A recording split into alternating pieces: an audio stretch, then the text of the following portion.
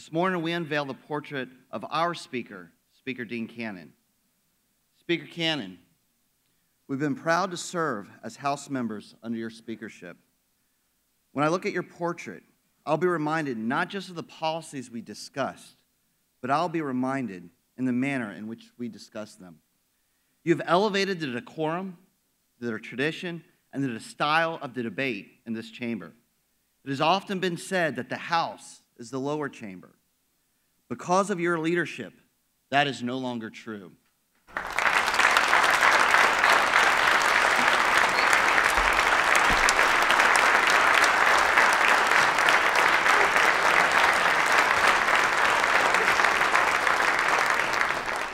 Indeed, you have elevated the structure of this institution. I am proud, we are proud to be a part of this chamber, our chamber, the Florida House of Representatives. At this time, a few members would like to share some remarks regarding your speakership. With that, I'd like to recognize Dr. Bill Proctor. Thank you, Mr. Speaker. I think the leadership of Speaker Cannon has been marked by integrity, by a clear loyalty that runs up and down the chain of command. And that's unique in some leaders. It is a mark of his integrity, but it's a mark of his sense of humility and obligation to those he leads. It has been my pleasure and privilege to serve under a number of leaders, some of them very outstanding, but none, I think, in any way surpassed the leadership that's been provided us by Speaker Cannon, and we're greatly privileged to have served under it.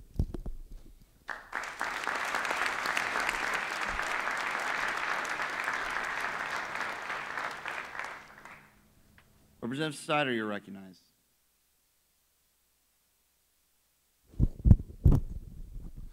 Thank you, Mr. Speaker. Speaker Cannon, what a pleasure. You have such a beautiful family.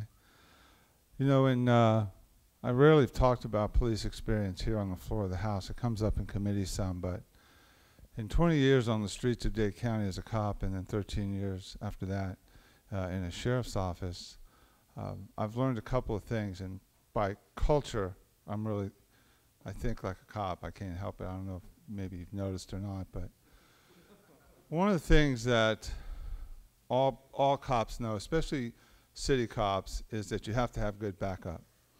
And so during the training process for a new cop, or when someone comes from another agency or part of the agency, you know, transfers in, the first question that's always asked of the new person is he okay?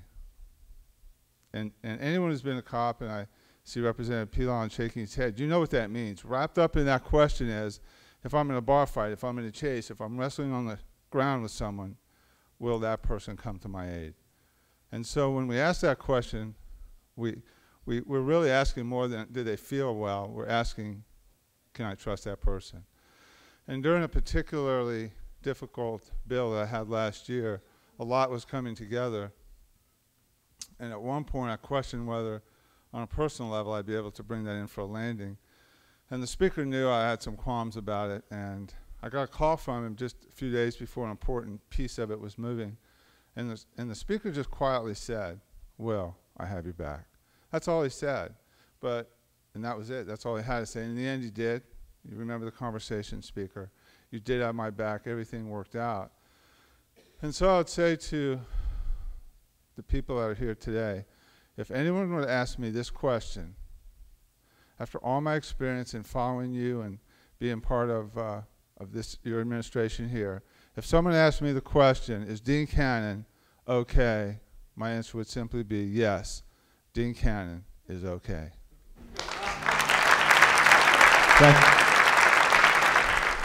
It may surprise some of you to know that Speaker Cannon and I share quite a few things in common.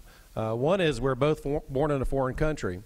He was born in Germany on an Air Force base, and I was born in the Conch Republic, otherwise known as the Florida Keys.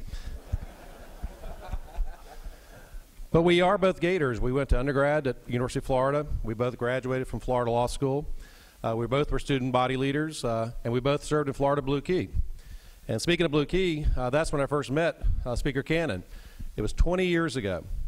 I was in the legislature at the time, and I spoke to Florida Blue Key Day, and this young guy came up to me and introduced himself as the student body president. And I told him, I think you have a bright future, Mr. Cannon. And I think he's fulfilled that prediction. I think he's had a great future. As far as the legislature goes, though, I do think we also share one thing in common, and that's we both love the Florida House. We respect the procedures, we respect decorum, and I think that's one thing we've seen in their speakership as he started the House on time. He's made promises and he's kept them. And really, as a minority party, all we can hope for is that you keep your promise and that you're fair. And I think the fairness has been reflected not just in the Speaker, but in some of his leadership team. And in particular, I want to point out Rules Chairman Abishan and Appropriations Chair Grimsley have been very cordial to the minority party. They've worked with us very well. And so with that, let me say, Speaker Cannon, to you, good luck, Godspeed, and go Gators.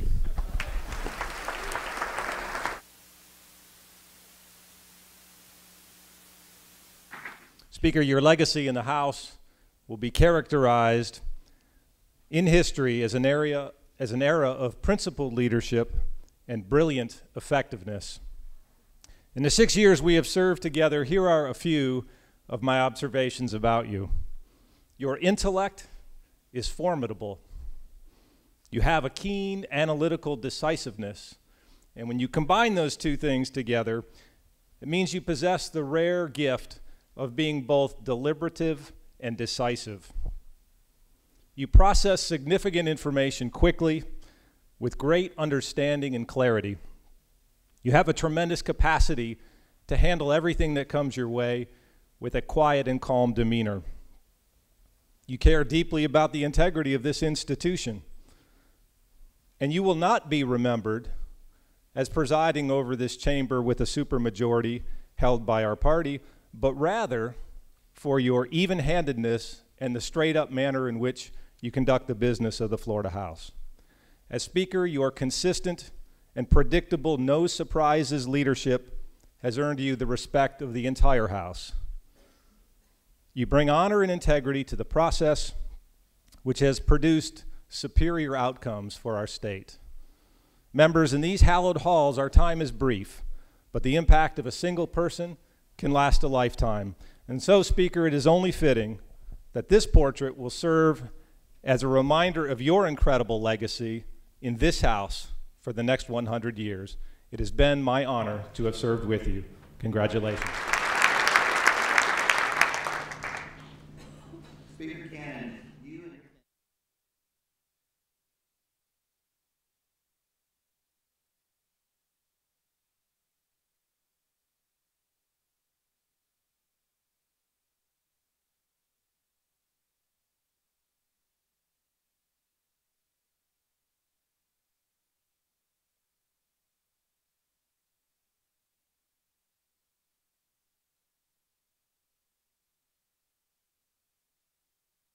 Mr. Speaker, with your permission, I ask that the Sergeant Sumner now unveil the portrait and install it in its proper place in the House chamber.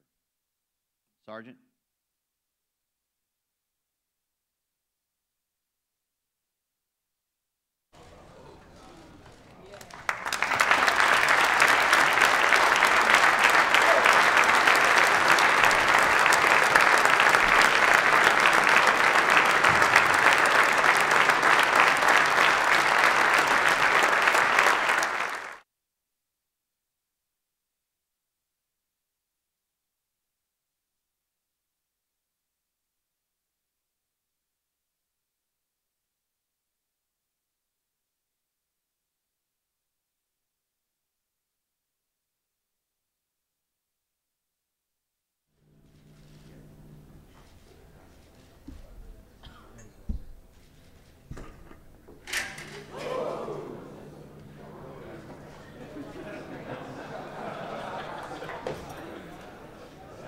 We may have a claims bill for someone next year.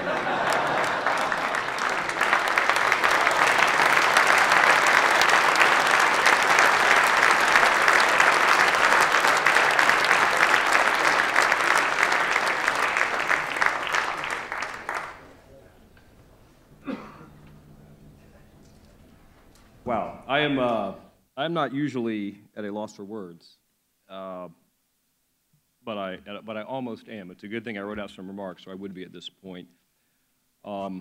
First, I want to thank those of you who spoke this morning for those extraordinarily kind words of which I am not worthy, and I'm very grateful for each one of you and for all of you.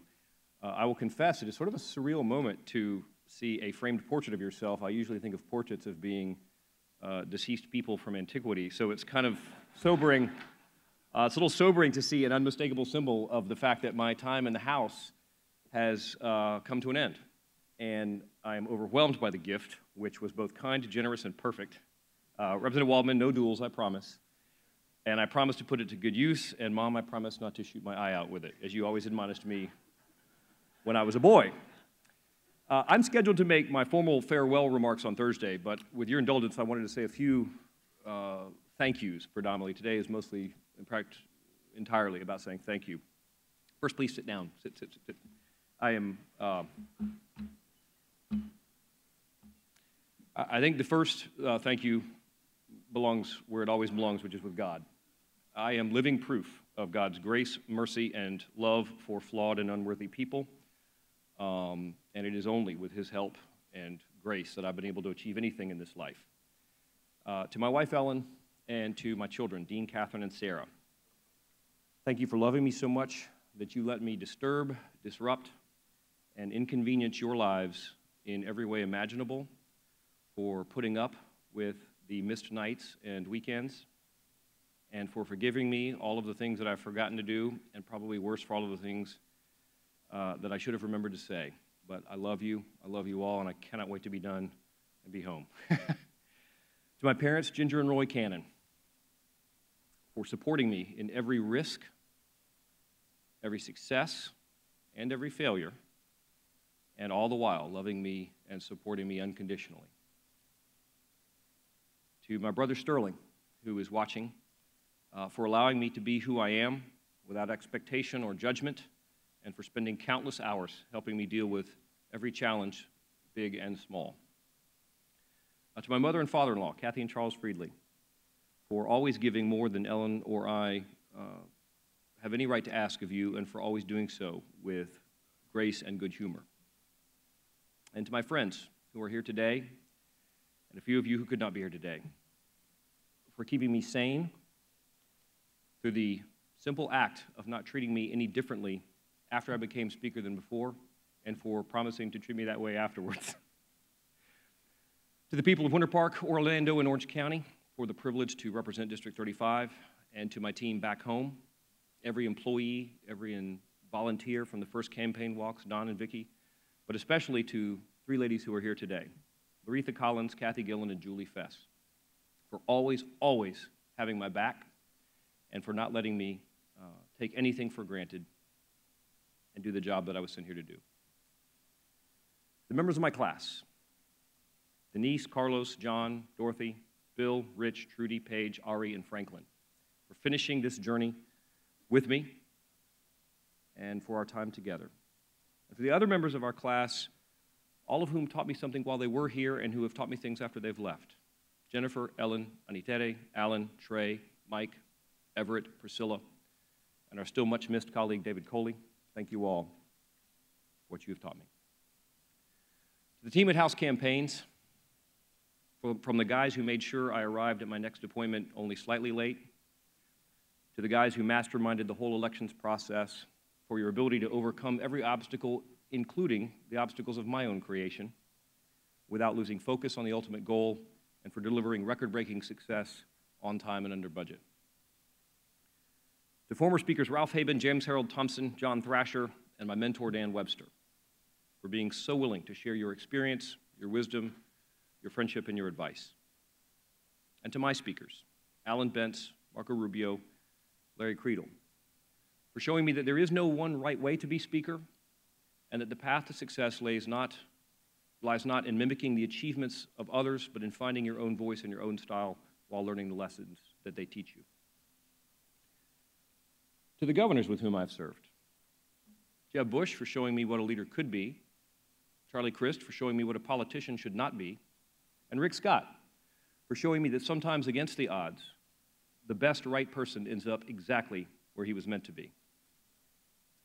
To the staff of the Florida House of Representatives, the committee and office staff directors, and to the Speaker's office, for your loyalty and for your commitment to professionalism and excellence. That commitment is unmatched in Tallahassee, but most of all, for your unhesitating commitment to always telling me the truth, even when you knew that the truth was the very last thing I wanted to hear. And to my leadership team, for, well, just about everything. Back when we sat in a room together for the first time, the Tallahassee conventional wisdom said we'd be spending our 2 years playing catch-up. But together we changed the rules of the game and redefined what was possible for the House of Representatives to achieve. And I am without words, and I tried, to adequately express how much your friendship and your support and your personal sacrifices have meant and will mean to me for the rest of my life. To those of you who will come after me in this chair, first to Chris and Richard for giving me optimism about the future, and especially to Will for helping me achieve one of my main goals, which was to leave this in the institutions of a good man who will be able to accomplish great things, even greater than we were able to accomplish, and a man who I'm proud to call my friend, and who, as a soon-to-be private citizen of the state, I'll be proud to call my speaker. And finally, to all of you, every one of the members, for allowing me to serve as the leader of this extraordinary institution. I know that I have not always told you what you wanted to hear, nor have I always done what you wanted me to do. But I have tried, each and every day of my speakership, to conduct this process with fairness, with integrity, and with clarity. And I've done my very best to create an environment where you can stand up with pride from any district and any party and say, I'm proud to be a member of the Florida House. I hope I've succeeded, but for even giving me the chance to try, I want to say to you, to everyone I've mentioned, and to so many of others of you that I did not have time to specifically mention, thank you, thank you, thank you. Today I feel a sense of gratitude again, beyond my capacity to adequately express it. I am deeply humbled by the thought that so many people have given so much for so long to allow me to stand up here, and it is more than any one man deserves. And I will carry my memories of this experience with me until the end of my days. Thank you, and may God bless all of you. May He continue to watch over this House and all the years to come. Thank you very much.